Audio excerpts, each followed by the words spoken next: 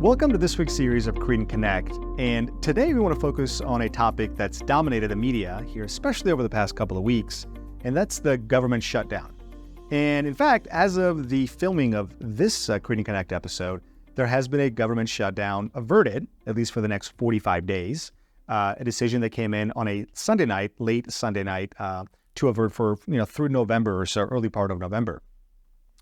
The reason for this Credent Connect series today on that topic, however, is because government shutdowns tend to carry a connotation of notable negativity, spilled volatility, all things that can often be misunderstood, especially as it relates to the markets.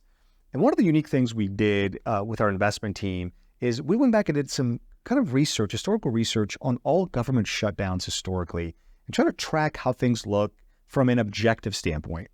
So we're going to touch on that as well as the sentiment aspect of it. But let's look at the numbers real quick, Alicia, and walk us a little bit through historical shutdowns, what they mean for markets, how that's panned out in the past. Help us understand that backdrop a little bit. So when we look at past historical shutdowns, we have seen that there has been 20 since the 1970s. And what we see is that there is really no correlation between shutdowns and equity market returns.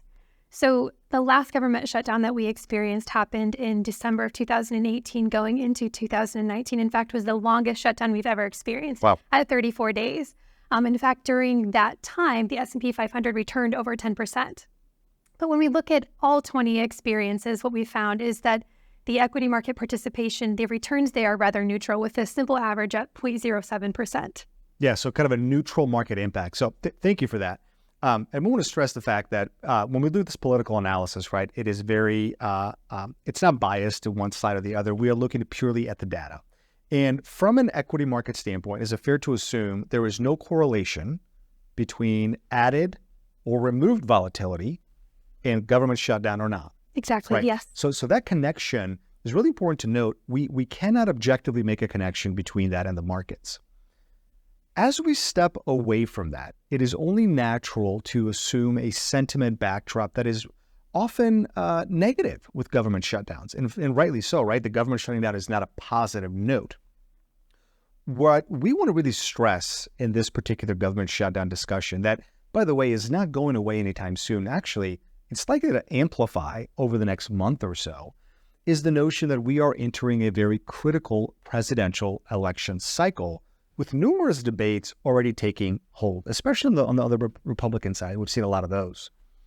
As those amplify, naturally, the notion of government shutdown is going to gain a lot more scrutiny and may or may not be used as leverage or not as leverage, which may cause unwarranted sentiment backdrops from both political parties, rather, right? As we're looking at that, as we're viewing it, our job is to always go back to the basics. And those basics are fundamentals, earnings backdrops, really data-driven analysis and portfolio construction.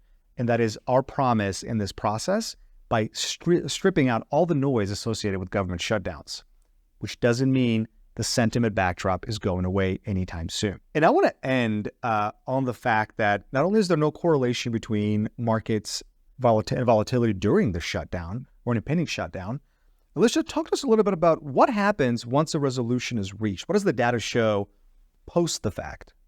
Post the fact, the data shows that the S&P 500 does perform well. So in these 20 experiences, 70% of the time, 3 months forward, the S&P 500 is positive and is positive rather significantly at 3.7%. So there's a greater correlation there with the data standpoint on positive results after the fact than actually any correlation during the shutdown.